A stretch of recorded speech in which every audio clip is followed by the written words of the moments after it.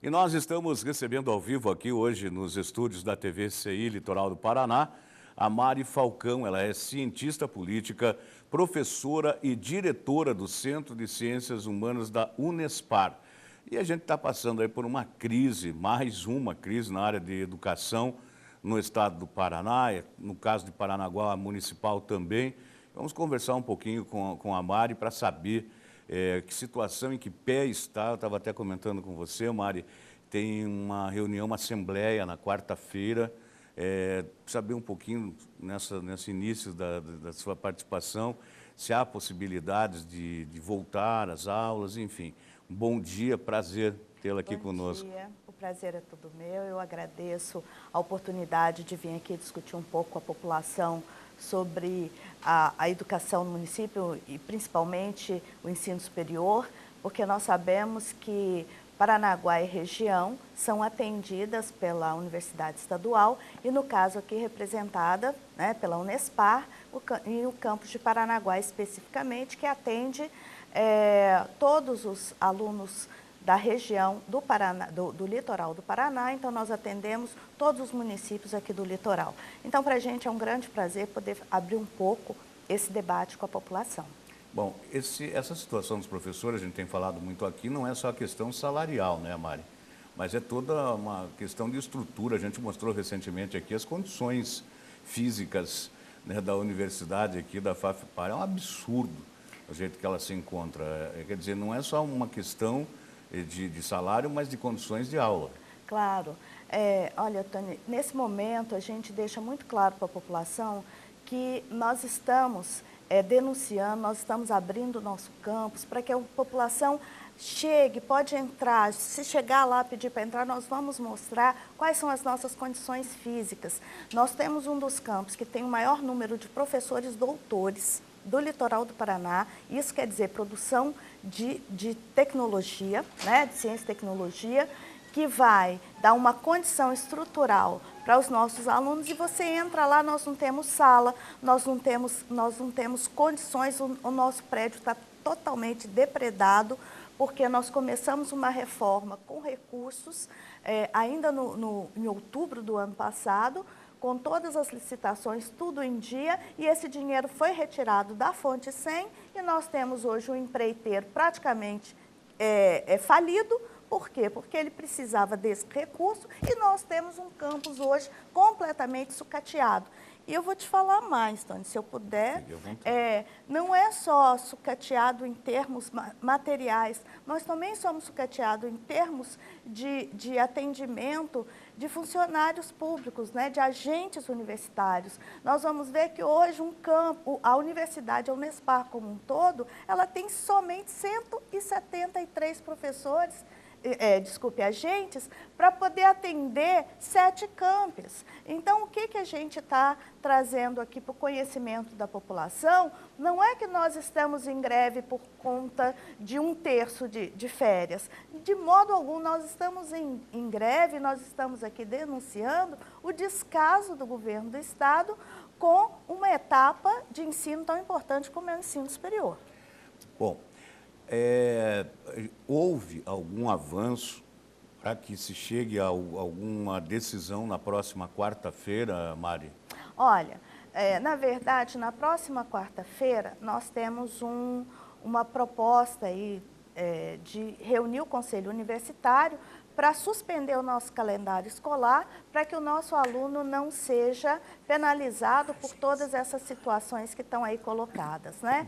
Então, nós não sentamos ainda, Tony, para conversar com o Estado, porque ele ainda não recebeu a nossa pauta. Ele ainda não, quer dizer, ele recebeu a nossa pauta, mas ele ainda não nos chamou para conversar sobre a situação das universidades estaduais. E aí não falando só como Unespar, mas todas as 7 universidades que hoje nós temos no Paraná. Então, para a próxima semana, todas as universidades estaduais estão chamando assembleias pela continuidade da greve, porque nós entendemos que nada, em nenhum ponto, nós fomos atendidos. E aqui em Paranaguá, especificamente, para além da greve de professores por melhores condições de trabalho, e condições de trabalho, quer dizer, materiais e humanas, nós temos ainda, para além disso, a ausência total de condições físicas. Quer dizer, como que nós vamos receber os nossos alunos? Nós temos 2.000 alunos.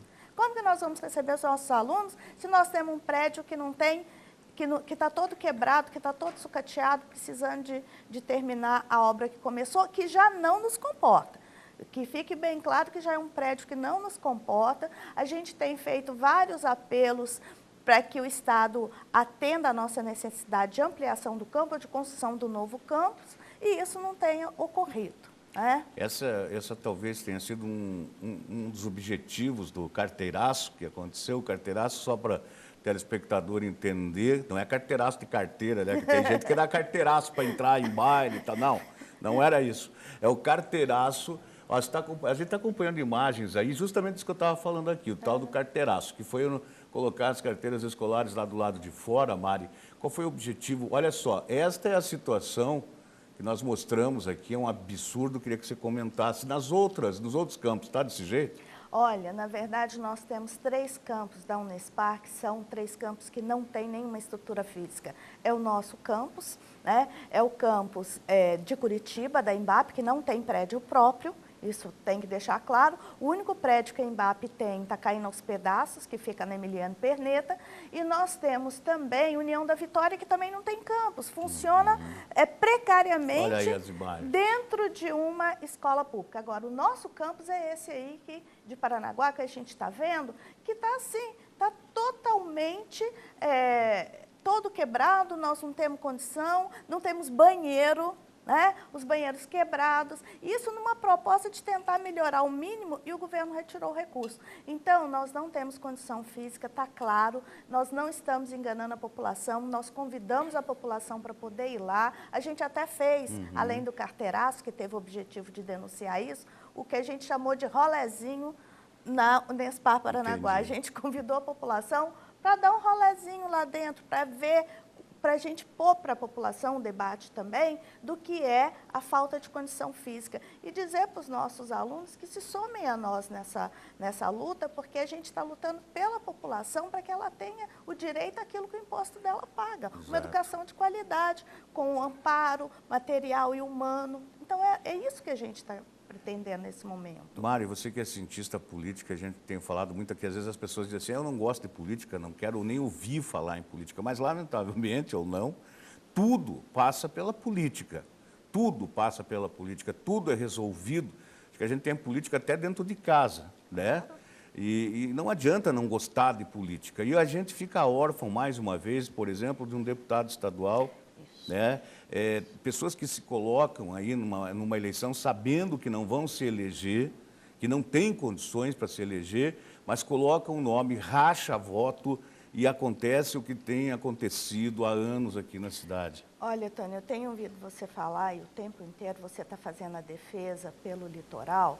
Eu acho que os moradores do litoral, a população do litoral, tem que perceber que a gente tem que ter uma representação local, né? Nós prescindimos de uma representação local porque ninguém fala em nosso nome, ninguém levanta a voz na defesa do litoral. E isso é muito importante. Agora, em relação a esse assunto importante que você traz, que é a questão da política, eu tenho dito sempre, e na formação dos meus alunos eu tenho dito sempre, que a ação do homem é uma ação política. Então, quando eu discuto qualquer assunto, eu mostro a minha posição, eu estou agindo, eu estou interagindo, eu estou produzindo política. Agora, a gente tem que separar o que a gente chama da ação do homem no mundo com a ação político-partidária.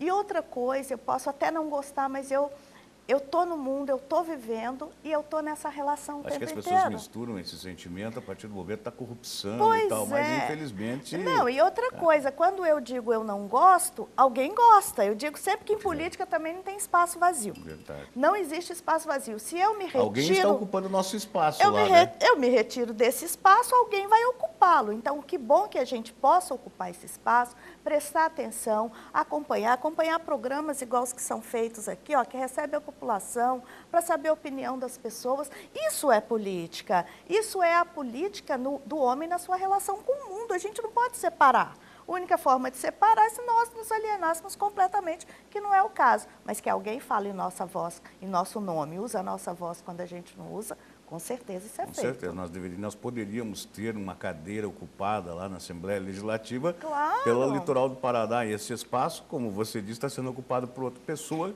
Infelizmente, a gente fica sem quem recorrer. E a gente sabe, Tony, que tem vários deputados que na época da eleição vêm aqui colher os votos da população. E na hora de falar em nome da população, se ausentam. Então a população tem que começar a perceber, né? Houve um movimento, vamos fazer um deputado do litoral. E o litoral tem essa capacidade política de fazer, levantar sua voz, escolher o seu nome, o seu representante. Mas enquanto a gente não fizer isso, a nossa situação vai permanecer muito triste no cenário estadual. E outra coisa que acontece é que outros deputados vêm aqui dialogar conosco. Nós tivemos a presença de um deputado a semana passada na Unespar dialogando conosco. Nós vamos trazer outros, porque é um espaço que não tem seu representante. Outros também tem que pedir para outros. Vão ter que falar em nosso nome. E a gente está chamando essas pessoas para falar em nosso nome.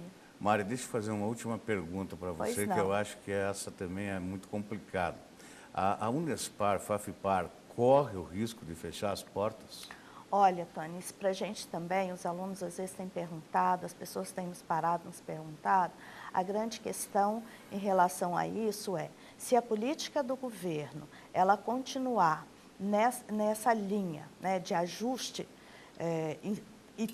retirando essa condição de fazer esses ajustes das políticas públicas, em especial do ensino superior, da educação do ensino superior, a gente teme que as universidades não consolidadas, como é o nosso caso da Unespar e da UEMP, elas venham sumir no cenário. Por que isso? Porque nós estamos vivendo um processo de precarização do nosso trabalho, nós estamos vivendo um processo de sucateamento da universidade e, com a proposta do decreto de autonomia criado pelo Estado, nós não vamos ter recurso para tocar nossa demanda, para receber os nossos alunos. Então, a tendência é essas universidades partirem, então, deixarem de ser universidades públicas e gratuitas, como a legislação garante, e passem a ter que ser universidades mistas ou privadas, ou uma coisa nesse sentido. Então, se o governo ele avançar na proposta de autonomia que ele quer, que nem vamos chamar aqui de autonomia, mas de descentralização financeira,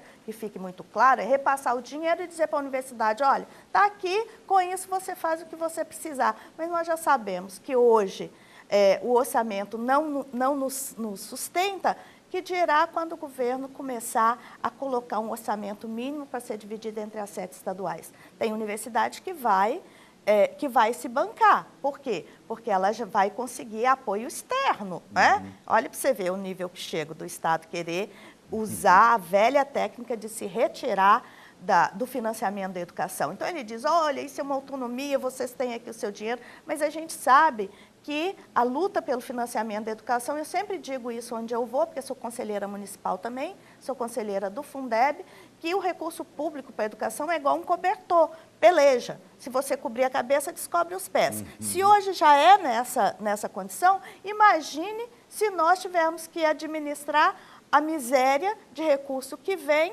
sem o Estado fazer a sua intervenção, obrigado por lei. Né? Então, é uma condição que pode acontecer, que pode vir a acontecer, sim.